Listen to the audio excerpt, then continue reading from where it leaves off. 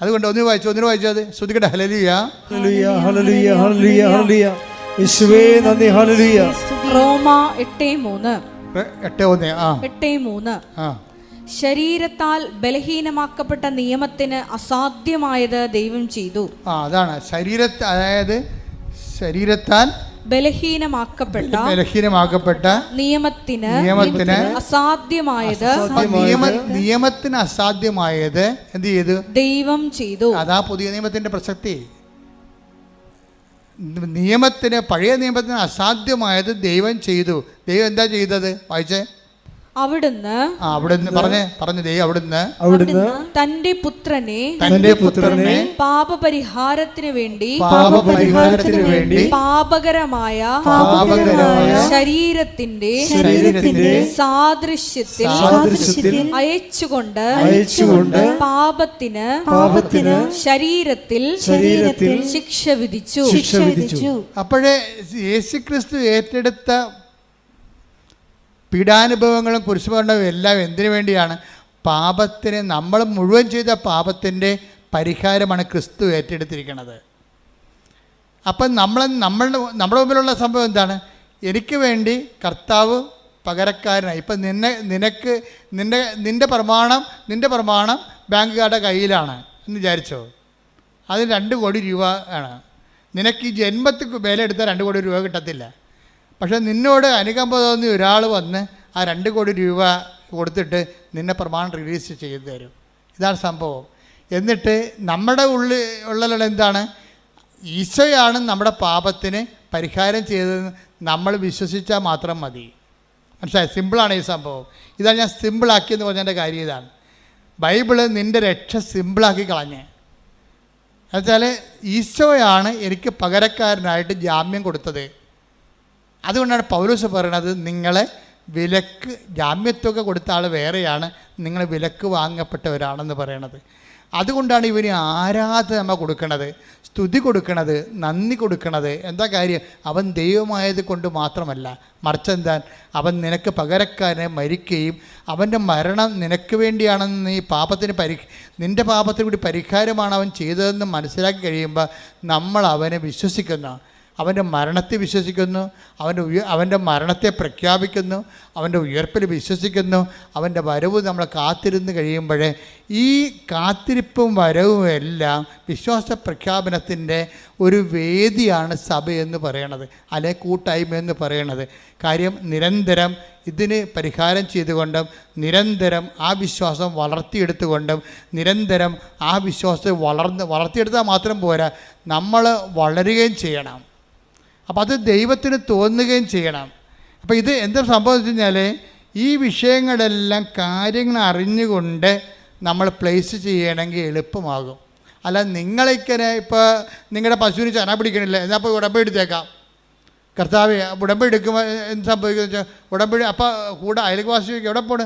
ആ പശുവിനെ കൊണ്ടുവന്നിട്ട് പശുവിന് 22,000 രൂപ 42,000 രൂപയ്ക്ക് മേടിച്ച മുതലാണ്. ഈ സംഭവം ഇതുവരെ പ്രസവിക്കണില്ല, ഒന്നേ കൊടുക്കണം അല്ലെങ്കിൽ അത് പ്രസവിക്കണം. അതിനെന്ത് എവിടെ പോകണം? കൃപാസനത്തിൽ പോകണമെന്ന്. അപ്പം ലളിതമായിട്ടാണ് ഈ വിഷയം നീ എടുക്കണത്. ഈ വിഷയം അതല്ല സംഭവം. നീ പറഞ്ഞ പശുവിനെ പ്രസവിപ്പിക്കുന്ന ഏർപ്പാടല്ല ഇത്. ഇതിൻ്റെ അകത്ത് പിന്നിൽ പ്രവർത്തിക്കുന്ന ഒരു തത്വമുണ്ട്. നിനക്കിന്ന് അമ്മ മാതാവിൻ്റെ അടുത്ത് പറയുമ്പോൾ ഈശോയ്ക്ക് നീ അനുഗ്രഹം വാങ്ങി തരുന്നുണ്ടെങ്കിൽ അതിൻ്റെ അനുഗ്രഹം ഉണ്ടായ വിധമാണ് ഞാൻ നിങ്ങളോട് പറയണത്. അത് നിങ്ങളറിയണം.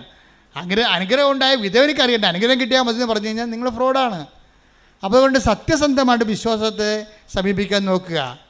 അവൻ പാപത്തിന് ശിക്ഷ വിധിച്ച കാര്യം നമ്മൾ വായിച്ചു കഴിഞ്ഞു ഓൾറെഡി. ഞാൻ ഇതുകൊണ്ടാണ് അവനിലുള്ള വിശ്വാസം എന്ന് പറഞ്ഞില്ലേ. വെടപ്പാട് 3:12 ശ്രദ്ധിക്കട്ടെ. ഹല്ലേലൂയ ഹല്ലേലൂയ ഹല്ലേലൂയ യേശുവേ നന്ദി. ഹല്ലേലൂയ ഹല്ലേലൂയ ഹല്ലേലൂയ യേശുവേ ആരാധന ആരാധന. എഫേസോസ് 3:12 അവനിലുള്ള ഇപ്പം മനസ്സിലായില്ലേ? ഇപ്പം ഈശോ ആരാണെന്ന് മനസ്സിലായില്ലേ? നമ്മുടെ വിശ്വാസം എന്താണ്? നമ്മുടെ വിശ്വാസം നമ്മുടെ പാപത്തിന് പരിഹാരമായിക്കൊണ്ട് പകരം ചെയ്ത അവനിലുള്ള വിശ്വാസം.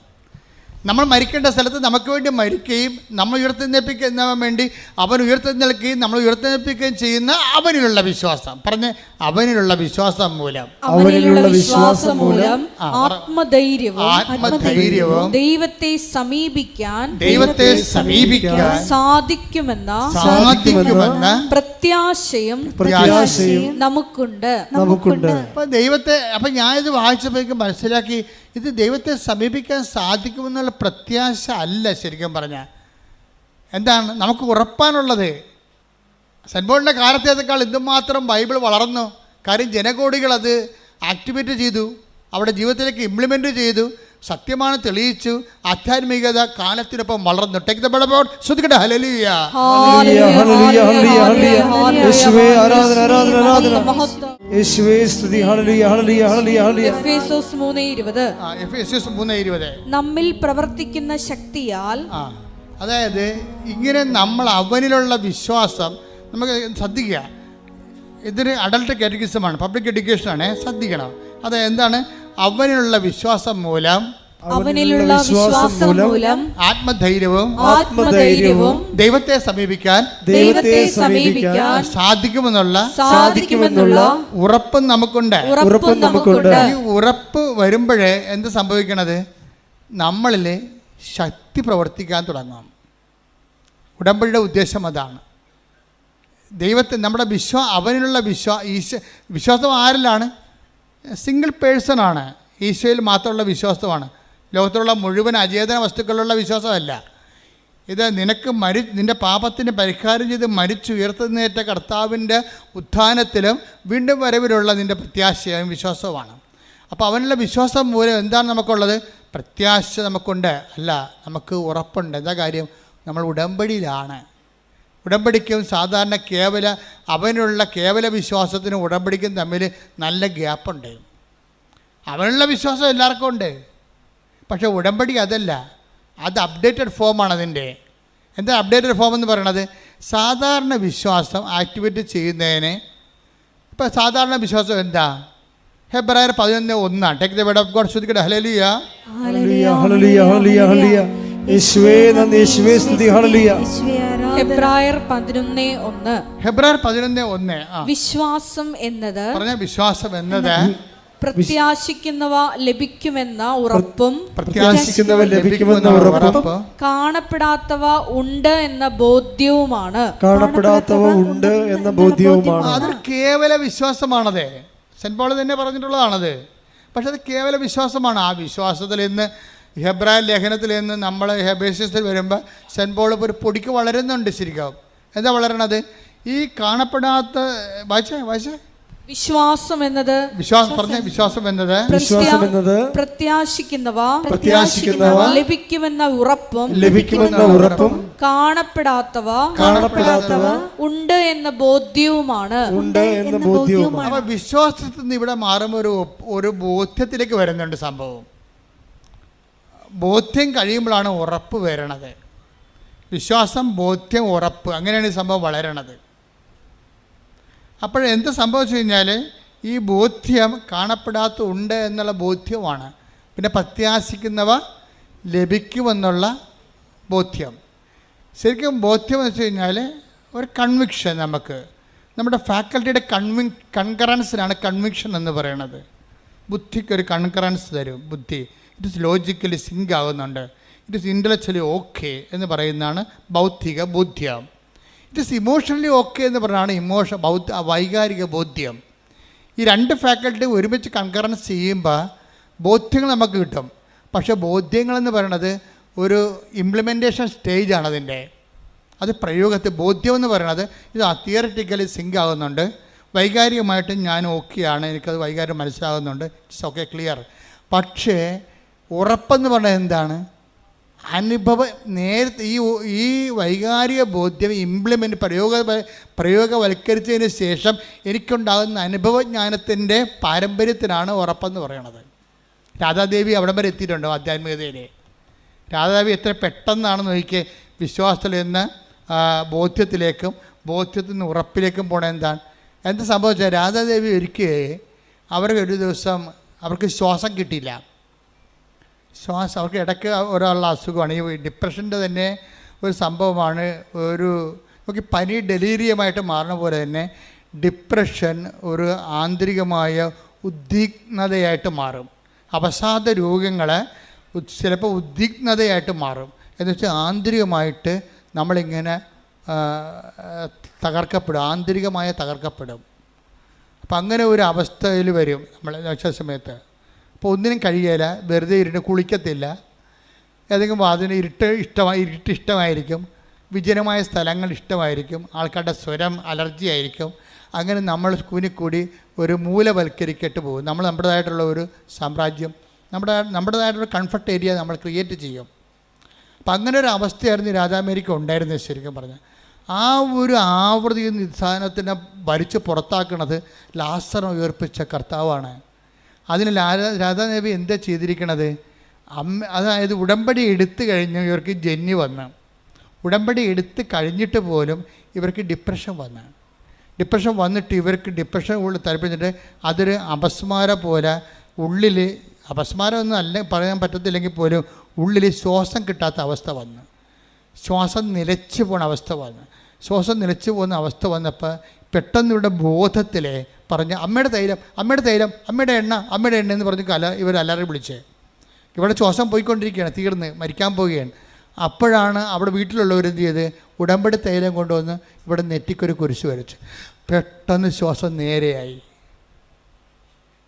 അതായത് പെട്ടെന്ന് ശ്വാസം ഇങ്ങനെ ശ്വാസം നിന്ന് പോകാൻ പോയ ആൾ ഇത് രാജാമേരിക്ക് ഉറപ്പ് നൽകണതാണ്. മനസ്സിലായില്ലേ? ഉറപ്പെന്താ മനസ്സിലായില്ലേ? എന്താണ്? അവർ മരിക്കാൻ പോകുന്ന സമയം, ശ്വാസം നിലയ്ക്കാൻ പോകുന്ന സമയത്ത് അവിടെ ബോധമണ്ഡലത്തിൽ ദൈവത്തിൻ്റെ സാന്നിധ്യം അവർക്കൊരു അടയാളം കൊടുത്തു. എന്താണ്? അമ്മയുടെ തൈലം ഇവിടെ ഇരിപ്പുണ്ടെന്ന് പറഞ്ഞ് തൈലം കൊണ്ട്. അപ്പോൾ അത് ഇവൾക്ക് മാത്രമാണ് അറിയണത്. അപ്പോൾ അമ്മയുടെ തൈലം എന്ന് പറഞ്ഞപ്പോൾ കൊണ്ടുവന്ന സംഭവത്തെക്കുറിച്ച് അറിയാവുന്നവർ വീട്ടിലുള്ളവർ കൊണ്ടുവന്ന് കൊടുത്ത് ആ തൈലം എടുത്തുകൊണ്ട് ഇവിടെ നെറ്റിക്കൊരു കുരിശ് വെച്ചപ്പോൾ പെട്ടെന്ന് നിന്നു പോകാൻ പോയി ശ്വാസം സാധാരണ നിലയിലിട്ട് വരും. ഇത് ഇവർക്ക് അനുഭവം കൊണ്ട് ഉറപ്പ് നൽകും. അപ്പോൾ വിശ്വാസം മാറി, ബോധ്യം മാറിയിട്ട് പിന്നെ എന്താണ് ഇപ്പോൾ കിട്ടിയിരിക്കുന്നത്? ആ അനുഭവത്തിൻ്റെ പിൻബലമുള്ള വിശ്വാസത്തിനാണ് ഉറപ്പെന്ന് പറയണത്. ഉറപ്പ് കിട്ടിക്കഴിഞ്ഞപ്പോൾ പിന്നെ ഇവരുടെ ജീവിതം ഉറപ്പിലൂടെയാണ് പോണത്. എല്ലാവരും ഇങ്ങനെ ഉടമ്പടി ഇത്രയും വളർന്നോന്ന് എനിക്കറിയത്തില്ല. അതാണ് വിഷയം.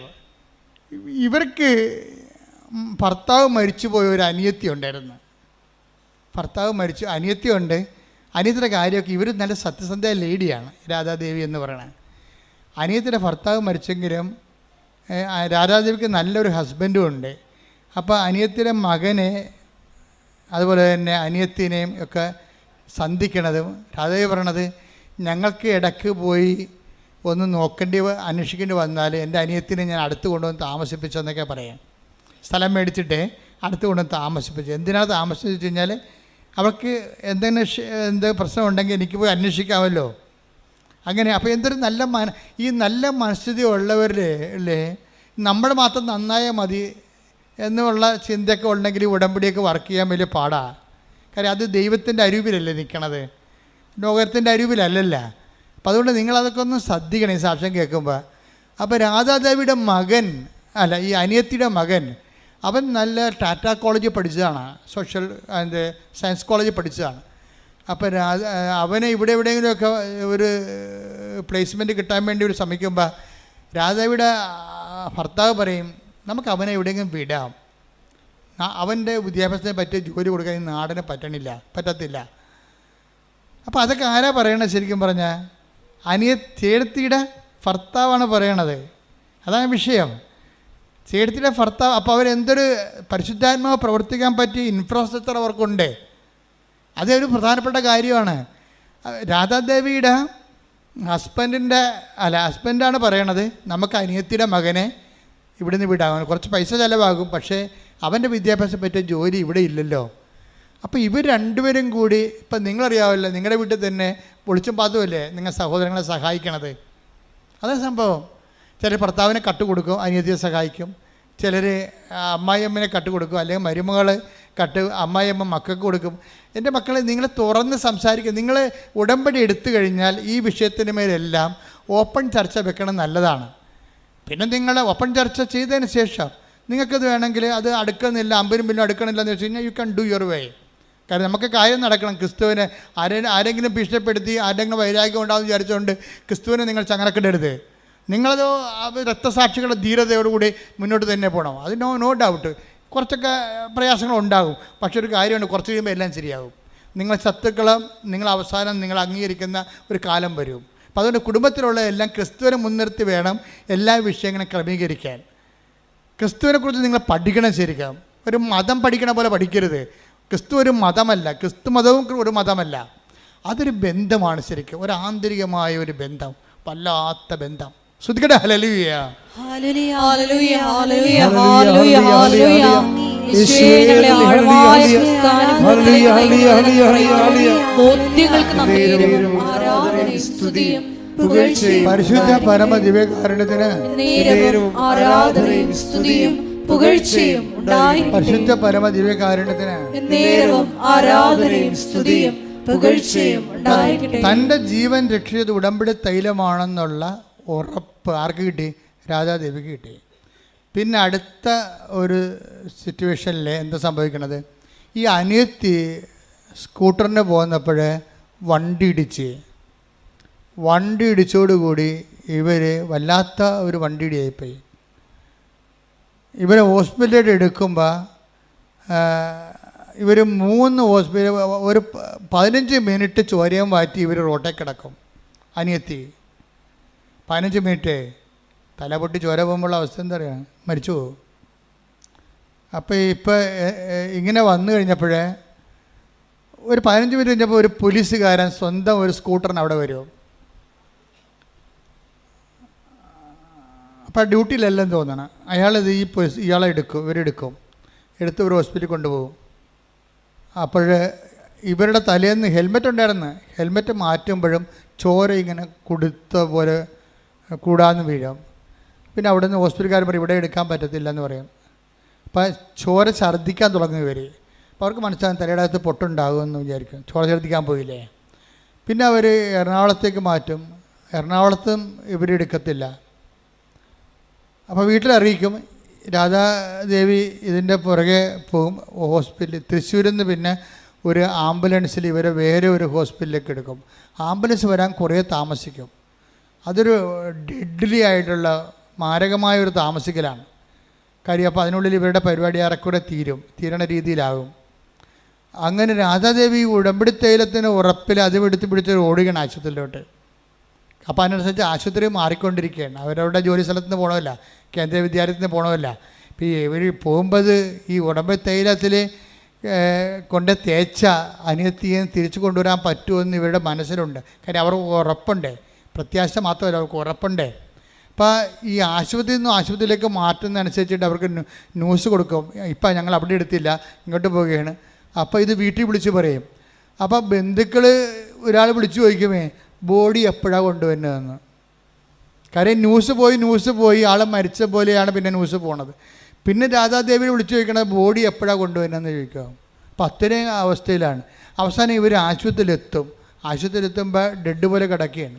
എന്നിട്ട് ഇവരെന്നാ ചോദിച്ചു കഴിഞ്ഞാൽ ഇവർ കാഷ്വാലിറ്റിയിൽ അഡ്മിറ്റ് ചെയ്തതിന് ശേഷം ആ നേഴ്സ് പോകുമ്പോൾ ബോധമില്ല കിടക്കണില്ലേ, ഇവർ ഉടമ്പടി തൈലം എടുത്തിട്ട് രഹസ്യമായിട്ട് ഇവിടെ നെറ്റിക്ക് ഒരു കുരിശിടും. ഉടനെ ഇവർക്ക് ബോധം വരും അനിയത്തിക്ക്. പിന്നെ അവർ ഉടനെ ഓപ്പറേഷൻ വേണമെന്ന് പറഞ്ഞു, തലയ്ക്ക് ഓപ്പറേഷൻ വേണമെന്ന് പറഞ്ഞെങ്കിലും അമ്മ മാതാവ് രാത്രി ഇടപെട്ട് പിറ്റേ ദിവസം ഡോക്ടർ പറയും ഓപ്പറേഷൻ വേണ്ടെന്ന് പറയും. അപ്പോൾ ചേടത്തി അനിയത്തിയും കൂടി വന്ന ഈ സാക്ഷ്യം പറയണത്. എന്നിട്ട് രാധാദേവി പറയുന്ന ഒരു സംഭവമുണ്ട്, ഉടമ്പടി തൈലം ഒരു ചെറിയ കുപ്പിയല്ലെന്ന്. അതെനിക്ക് ഭയങ്കര ഇഷ്ടപ്പെട്ട്. അത് സിനിമ ഡയലോഗ് പോലെ തോന്നി. അത് ഉടമ്പടി തൈലം ഒരു ചെറിയ കുപ്പിയല്ലെന്ന്. എന്നുവെച്ചാൽ 2 ജീവൻ രക്ഷിച്ചില്ലേ. ഈ 2 ജീവൻ രക്ഷിച്ച എന്താണ്? ഇവരിൽ പ്രവർത്തിക്കുന്ന ശക്തിയാണ്. അതാണ് പ്രശ്നം. ഈ തൈലം എന്ന് പറയുമ്പോൾ നിങ്ങൾ അവർക്ക് നടക്കണ തന്നെ ചത്തതിൻ്റെ വായിക്കരിയണ പോലെ കൊണ്ട് ഉടമ്പടി തൈലം ഒഴിച്ചു കൊടുക്കാം. അത് വർക്കൗട്ട് ചെയ്യത്തില്ല. കാര്യം ഇതിൻ്റെ അകത്ത് പറഞ്ഞാൽ ഇത് ഉപയോഗിക്കുന്ന വ്യക്തിയിൽ ശക്തി വേണം. സെൻപോൾ പറയുന്നൊരു വാക്ക്, നമ്മിൽ പ്രവർത്തിക്കുന്ന ശക്തി. Take the word of God. എഫേസോസ് 3:20. എഫേസോസ് 3:20. നമ്മിൽ പ്രവർത്തിക്കുന്ന ശക്തിയാൽ പറഞ്ഞേ. നമ്മിൽ പ്രവർത്തിക്കുന്ന ശക്തിയാൽ നാം ചോദിക്കുന്നതിലും ആഗ്രഹിക്കുന്നതിലും വളരെ കൂടുതൽ ചെയ്തു തരാൻ കഴിയുന്ന അവിടത്തേക്ക് സഭയിലും യേശുക്രിസ്തുവിലും തലമുറകളോളം എന്നേക്കും മഹത്വമുണ്ടാകട്ടെ. സെന്റ് പോൾ പറഞ്ഞിട്ടും തീരണില്ല. എന്ന് കേട്ടു നോക്കിയേ. ഇത് തന്നെയല്ലേ ഇപ്പൊ രാധാദേവിക്ക് സംഭവിച്ചത്. ഒന്നിന് വായിച്ചേ. നമ്മിൽ പ്രവർത്തിക്കുന്ന ശക്തിയാൽ നാം ചോദിക്കുന്നതിലും ആഗ്രഹിക്കുന്നതിലും വളരെ കൂടുതൽ ചെയ്തു തരാൻ കഴിയുന്ന അവിടത്തേക്ക് സഭയിലും യേശുക്രിസ്തുവിലും തലമുറകളോളം എന്നേക്കും മഹത്വമുണ്ടാകട്ടെ.